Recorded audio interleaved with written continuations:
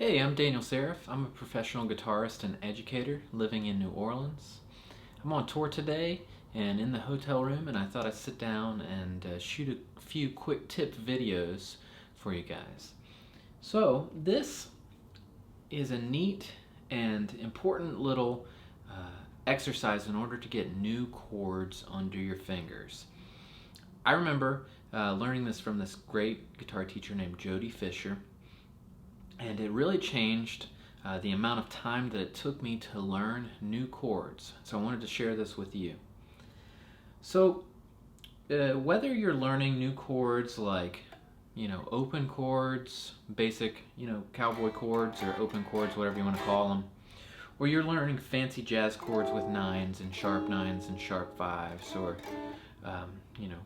flat 5, sharp 11, dominant 7 chords, any of that stuff, this exercise works beautifully for all those things.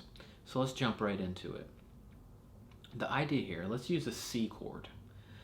Okay, so if you're newer to the guitar, you know that your hand it's not conditioned yet to kind of going straight to a chord and getting there and getting all your fingers in the right place.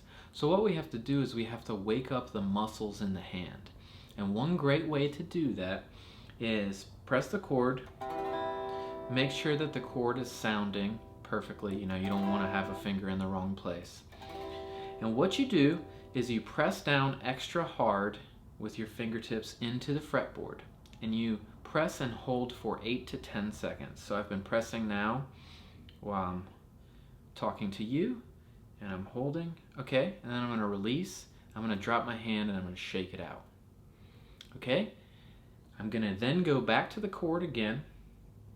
I'm going to press down again. I'm going to press again a little extra hard, more pressure than I would normally use. Pressing down, holding for 8 to 10 seconds, 5 to 10 seconds. The length doesn't matter that much. Hold, pressing extra, drop and shake it out. Okay, let's go back. So the idea is that you're forcing your hand to kind of wake up the muscles and feel like where they're supposed to be. And then you want to make sure that you don't play with a lot of pressure all the time, just for this exercise. But you might repeat this exercise 5 or 6 times for a new chord.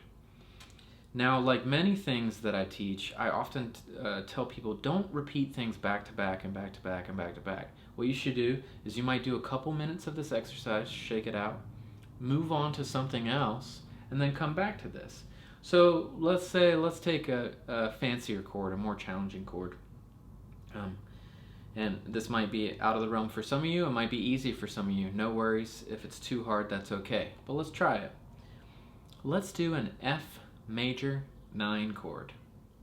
Definitely not, beginner, but let's try it, okay? I'm going to take my middle finger and I'm going to place it at the 8th fret of the A string. Okay, middle finger, 8th fret, A string. That's the 2nd finger for those who prefer numbers. Then I will take my pointer finger and I will play it on the next string, the D string, at the 7th fret. Then I'm going to play my pinky finger on the 9th fret of the G here. So I've got 8, 7, 9, all right? And then I'm going to put my ring finger on the 8th fret of the B string. And I have only those 4 notes. It's a beautiful sound. It's amazing how great this guitar sounds, even not plugged in. A wonderful guitar made by Heritage Guitars.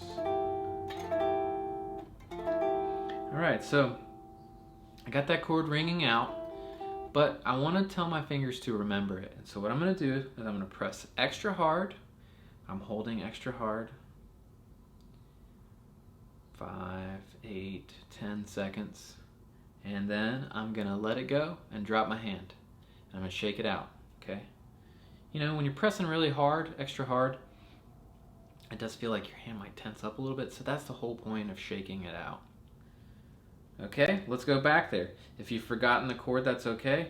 I'll make sure there's a little chord diagram up on this video for you. But again, middle on 8, pointer on 7, pinky on 9, ring on 8. Let's make sure it's strumming.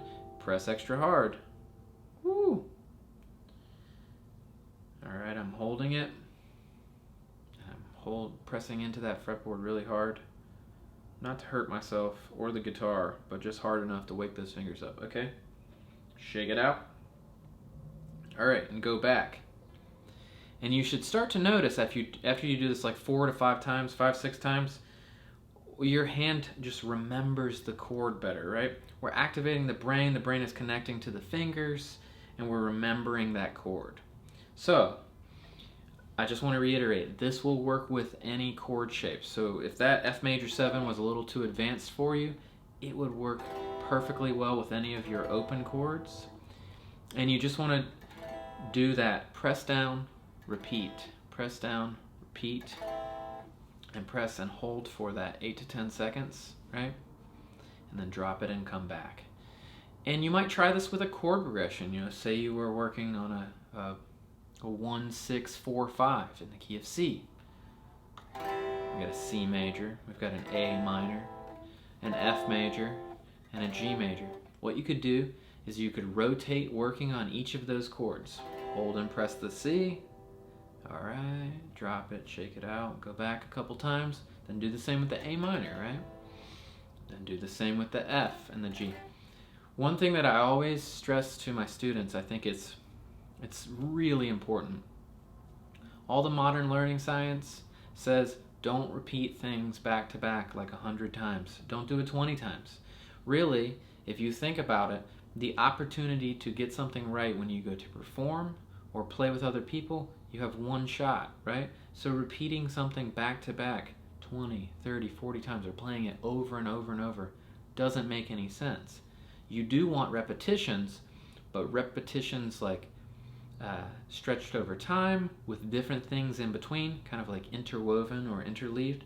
That's the stuff that teaches your brain the most quickly. It's about recalling, oh, what is that chord like? Oh, what is the F like? Oh, okay. What is the G like? That's actually the thing that gets into your brain and helps you remember these chords and puts it into your long-term memory. All right, awesome. If you have any questions or comments, please feel free to post here, or you're always welcome, as with any of my lessons or any questions you have, reach out to me, please, and email me at support@idealguitarist.com.